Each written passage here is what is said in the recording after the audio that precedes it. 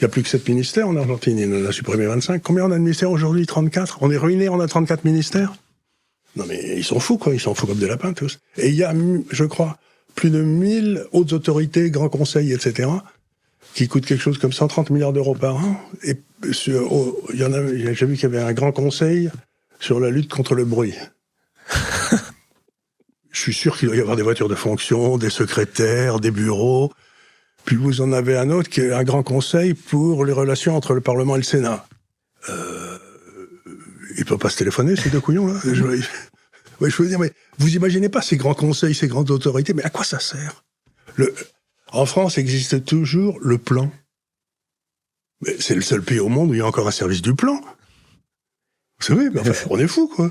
Il faut supprimer tout ça. Moi, j'ai été dans les affaires toute ma vie. Quand vous prenez une affaire, la première des choses que vous regardez, vous demandez au comptable, donnez-moi les 10 plus grosses dépenses. Puis vous regardez les 10 plus grosses dépenses et vous dites à quoi ça sert. Et si le type, il sait pas à quoi ça sert, vous la supprimez, quoi. Et pourquoi c'est si compliqué, ça? Parce que ça paraît évident. Mais c'est là où ils ont mis tous leurs copains. Vous savez, c'est une république de copains, la France. Donc, vous avez mis votre petite amie, votre maîtresse, votre fils dans toutes ces hautes autorités, ces grands conseils, ou vous-même, d'ailleurs, à la retraite, ou votre meilleur ami parce qu'il a été battu aux élections.